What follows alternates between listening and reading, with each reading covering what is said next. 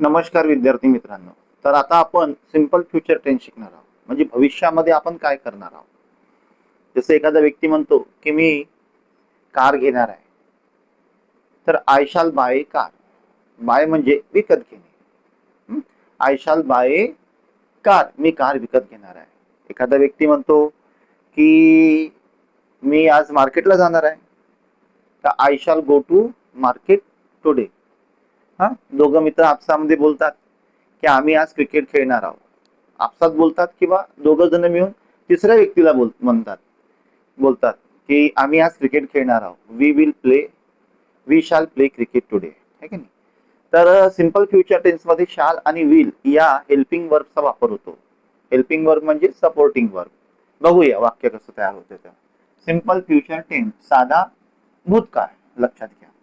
वाक्य 1. हा, जसं शाल आय शाल बाय. बाय म्हणजे विकत घेणे. I shall buy a car, मी कार विकत घेणार आहे. Affirmative. I shall buy a car, मी कार विकत घेणार आहे.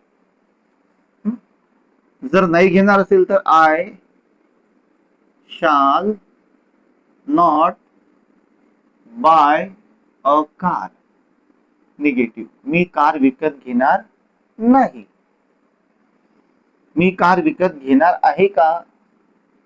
Shall I buy a car, प्रश्नार्थक चिन्ह, interrogative. Shall I buy a car, मी कार विकत घेणार आहे का, प्रश्न विचारला.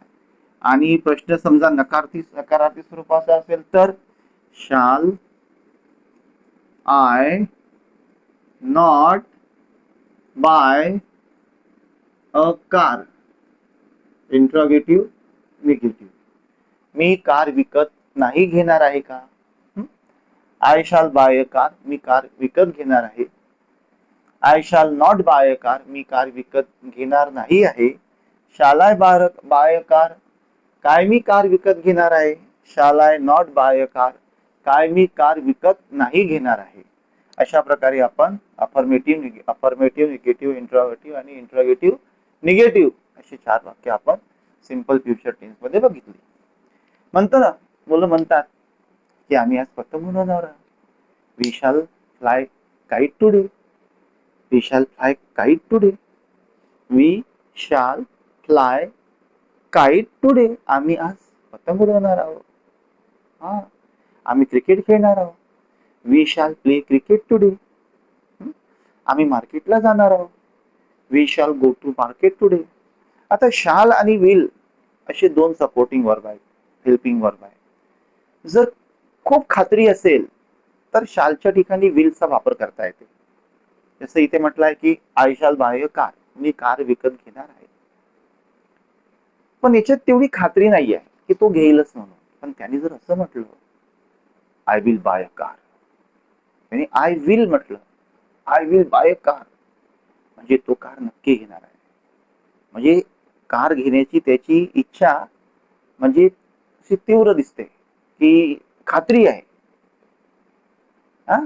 खात्री आहे की I will buy a car, म्हणजे मी कार घेणार म्हणजे घेणार. आय शाल म्हटलं म्हणजे ती खात्री दिसत नाही. तर अशा प्रकारे शालच्या ठिकाणी विल आपण वापरू शकतो. ओके. मी चित्रपटात काम करणार आहे. आय शाल ऍक्ट इन अ मूवी, किंवा I will act in movie, असंही आपण म्हणू शकतो. मी क्रिकेट खेळणार आहे आज. I shall play cricket today, किंवा I will play cricket today.